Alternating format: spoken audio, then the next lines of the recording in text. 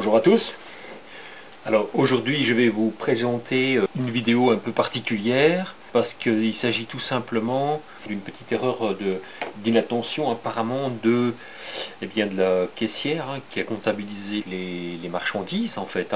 Et donc quand je suis arrivé à la maison, forcément quand j'ai voulu essayer les chaussons, j'ai retiré d'abord l'étiquette et donc puis par la suite je me suis rendu compte en fait que l'antivol était resté sur les chaussons. Donc j'avais pas envie de faire 35-40 bornes pour des chaussons de 4 ou 5 euros.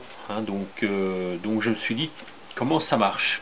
Donc je me suis posé la question de savoir comment pouvait fonctionner, vous voyez, ce système antivol. Comme on aperçoit souvent les caissières mettre ce dispositif sur un banc comme ça, sur un système, je me suis dit il doit y avoir moyen de séparer les deux parties de cet antivol. Et donc j'ai tout simplement utilisé, j'avais à ma disposition un aimant néodyme qui est assez puissant en fait. Donc pour montrer la puissance de l'aimant, voilà, donc pour le retirer c'est pas facile quoi. Donc c'est un aimant qui peut soulever jusqu'à 50 kg en fait.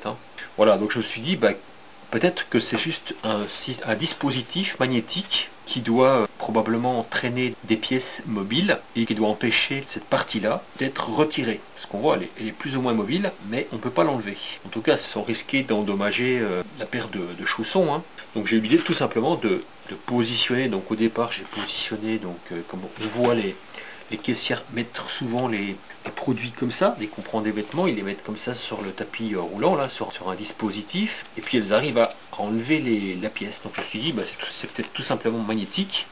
Donc imaginons que la pièce sur le tapis de la caissière soit tout simplement un aimant. Je me suis dit, je vais faire pareil.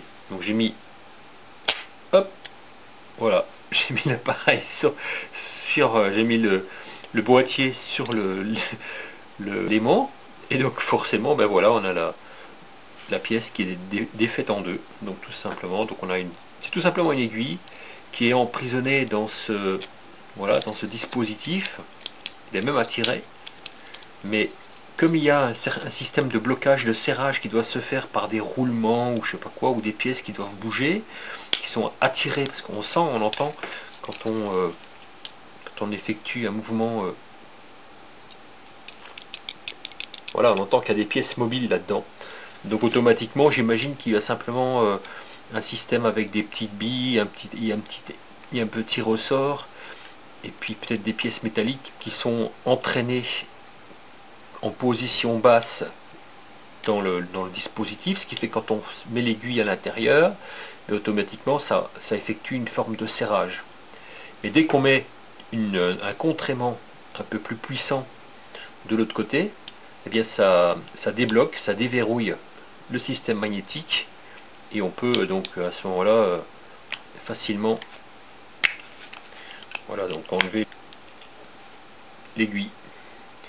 Voilà donc j'irai rapporter le dispositif anti-vol quand on ira faire les courses la prochaine fois, mais c'est au cas où vous êtes confronté à la même situation, plutôt que de refaire demi-tour, il suffit tout simplement de prendre un aimant assez puissant apparemment, et vous pouvez arriver à déverrouiller le système anti-vol.